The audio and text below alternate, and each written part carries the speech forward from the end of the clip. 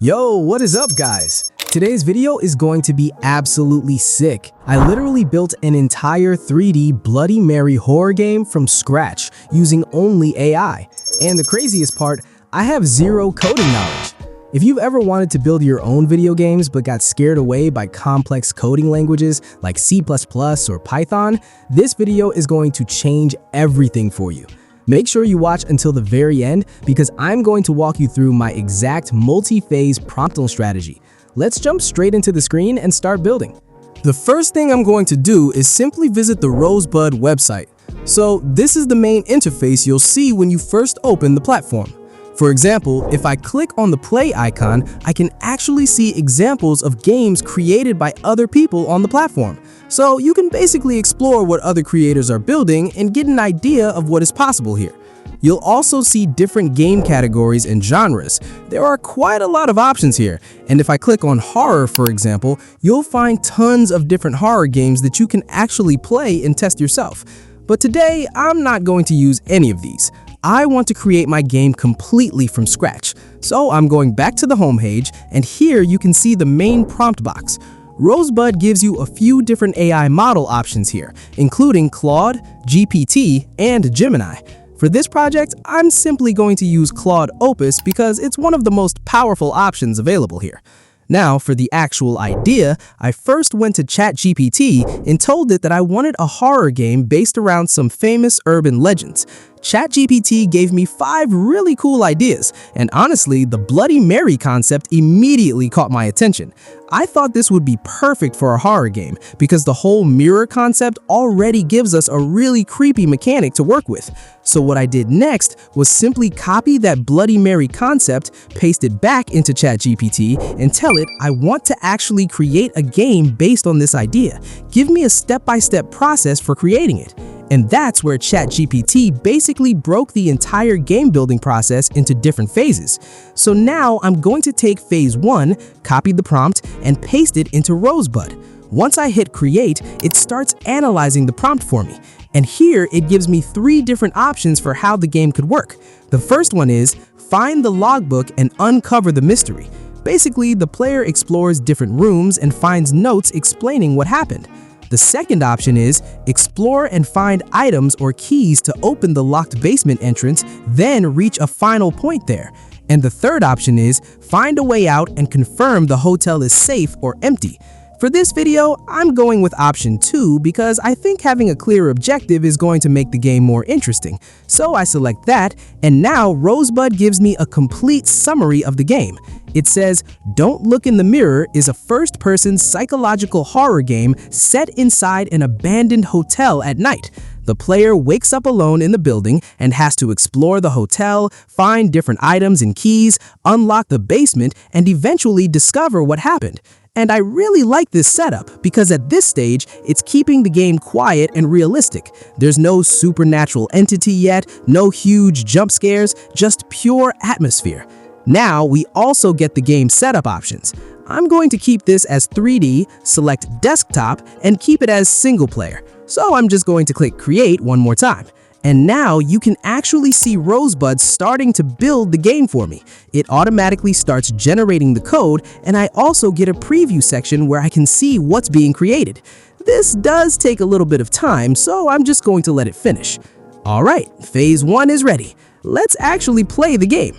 I'm going to click enter hotel, and okay, now we're inside.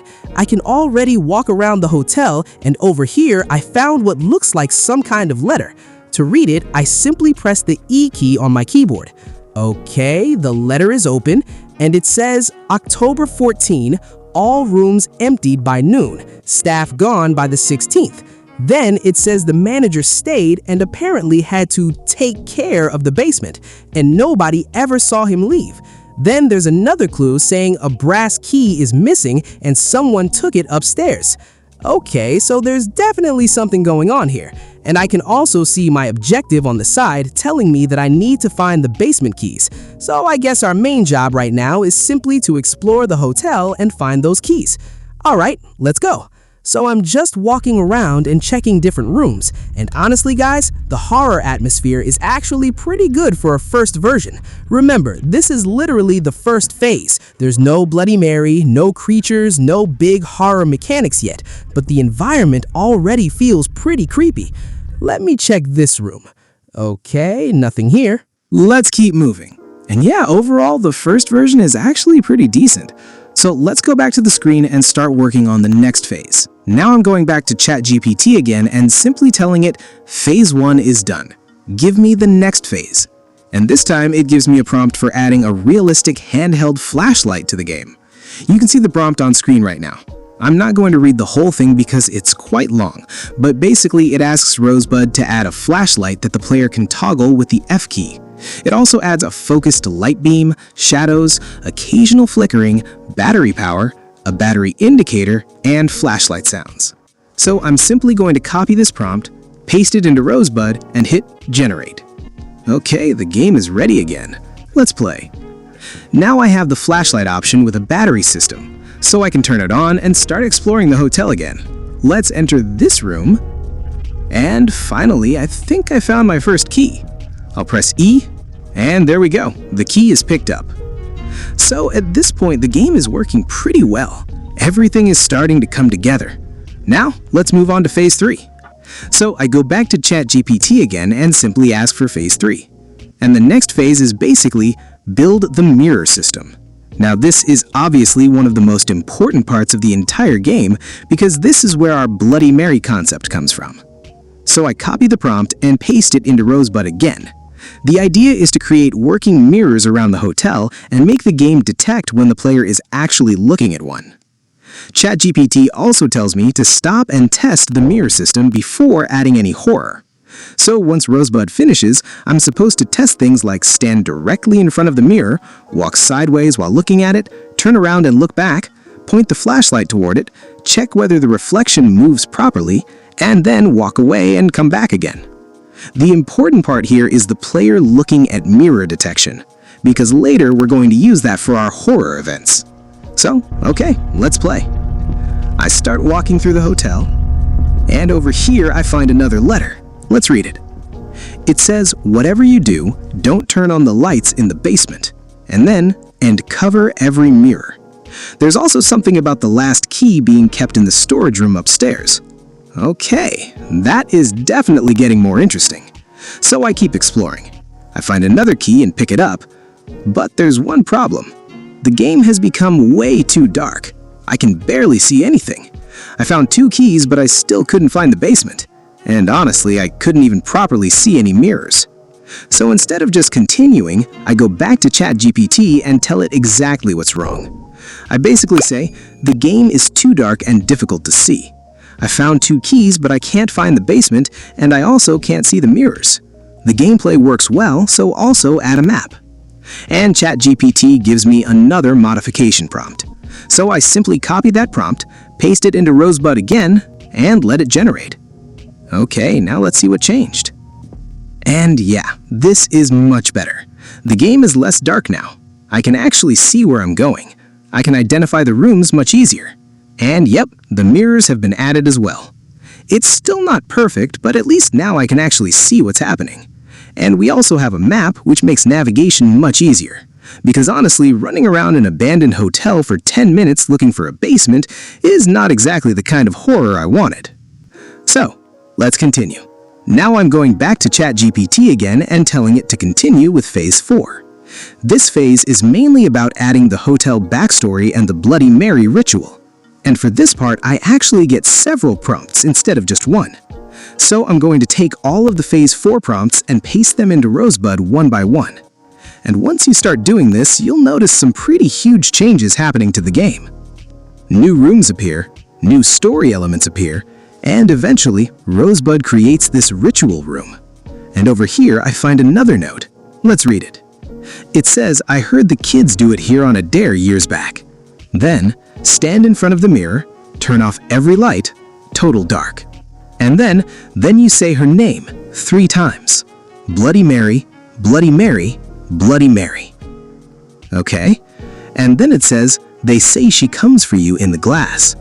And apparently most people ran out laughing, but one person never came back out of the room. And the note ends with, "Don't do it. I mean it. Don't look."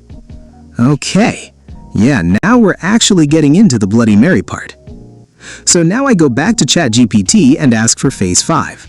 And this time I specifically ask for a single master prompt. ChatGPT gives me one very detailed prompt that covers Bloody Mary's appearance, behavior, mirror events, horror progression, and everything else. I also asked ChatGPT to create a Bloody Mary reference image because I wanted Rosebud to have an actual visual reference for what the character should look like. So I upload that image, paste the master prompt, and hit generate. And yep.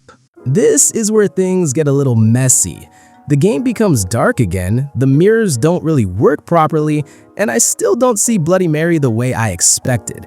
So instead of giving up, I go back to ChatGPT again. I tell it, I played the game, it's getting way too dark, the flashlight system isn't working well, the mirrors aren't working. Make the game easier to see and add some jump scares. And also, I still haven't seen Bloody Mary. ChatGPT gives me another follow-up prompt, so I copy that, paste it into Rosebud again, and let it generate. I know this whole game creation process can be a little time-consuming, but honestly, that's the whole point. You have to give the AI some time and keep improving the result. Okay, let's play the updated version again. And now, visually, the game actually looks much better. I'm gonna make my way toward the Bloody Mary area, and okay, here she is. She actually starts attacking me. Now, I will say she doesn't really look exactly like Bloody Mary yet. She's making some strange sounds and chasing me around, but the overall character design still needs some work. So there are definitely still things I would fix. But the important thing is that the game is now actually playable, and that's what I wanted to show you. With the right prompts, you can go from basically nothing to a playable 3D horror game without manually writing the code yourself. And there's one more thing I want to show you, because this is actually pretty interesting. You don't always have to create a game completely from scratch. Rosebud also has templates. So for example, let's say I select this Fallout-style game template. I can simply click Create, and Rosebud can generate a game based on that existing template. Then I can use prompts to modify it, change the mechanics, add new systems, change the environment, and basically turn it into my own game. So honestly, if you don't want to build everything from scratch, this is probably the easiest way to start experimenting with Rosebud. You can also play games that other creators have made directly inside the platform, so you can explore different games, look at what people are building, get ideas, and then start creating your own. And again, I wouldn't say you can open Rosebud today and create something on the level of GTA 5 with one prompt. Obviously, it's not like that. But can you create a decent playable 3D horror game using prompts? From what I've tested here, definitely yes. And the platform is still relatively new, so it will be interesting to see how much better this gets over time. So I'm going to put all the relevant information about Rosebud along with the links you need down in the description. Definitely go and try it yourself. And yeah, that's it for this video. Hopefully you guys enjoyed this little experiment. Let me know what kind of game you would want me to build next using AI, and I'll see you guys in the next one.